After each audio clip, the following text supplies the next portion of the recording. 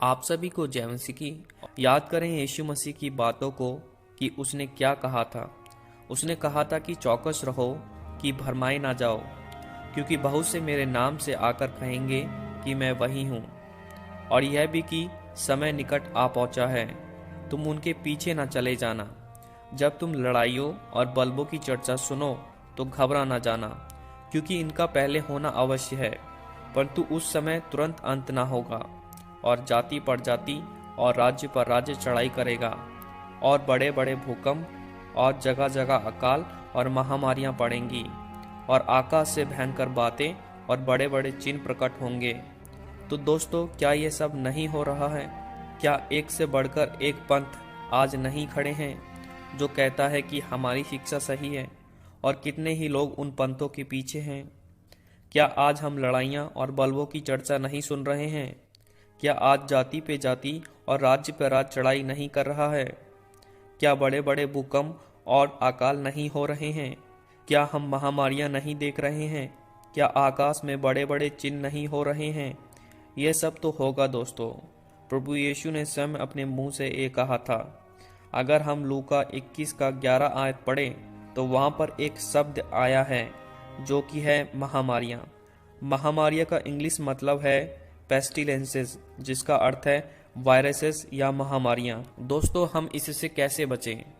अगर हम पुराने नियम की 10 विपत्तियों में से आखिरी विपत्ति को देखें तो वहां पर परमेश्वर मूसा को कहते हैं कि इजरायलियों को कह कि एक मेमना लें, और वह तुम्हारा मेमना निर्दोष और निष्कलंक नर हो, और उसे चाहे भेड़ों में से लेना चाहे बकरियों में से। और गोधलू के समय इजराइल की सारी मंडली के लोग उसे बलि करें। तब उसके लहू में से कुछ लेकर जिन घरों में मेमने को खाएंगे उनके द्वार के दोनों अलांगों और चौखट के सिरे पर लगाएं। परमेश्वर मूसा को आगे की सारी रीति भी बताते हैं, और परमेश्वर आखिरी में मूसा से यह कहते हैं कि उस रात को मैं मिस्र देश के बीच में होकर जाऊंगा, और मिस्र देश के क्या मनुष्य क्या पशु सबके पहलोटों को मारूंगा, और जिन घरों में तुम रहोगे उन पर मैं वह लहू देखकर तुमको छोड़ जाऊंगा। और जब मैं मिस्र देश के लोगों को मारूंगा तब वह विपत्ति तुम पर ना पड़ेगी।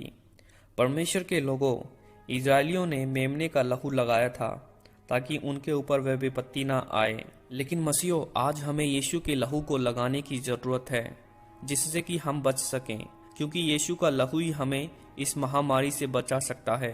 कहें यीशु से कि यीशु, तेरे लहू को मैं अपने शरीर पर लगाता हूँ या लगाती हूँ, क्योंकि वचन ये कहता है कि जिसने अपने आप को हमारे लिए बलिदान कर दिया, जिसने अपने लहू को हमारे लिए दे दिया कि हम चंगे रहें, निश्चय उसने हमारे रोगों को सह लिया और हमारे ही दुखों को उठा लिया।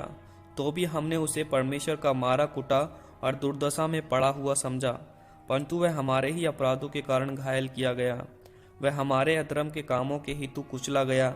हमारी ही शांति के लिए उस पर ताड़ना पड़ी कि उसके कोड़े खाने से हम लोग चंगे हो जाएं।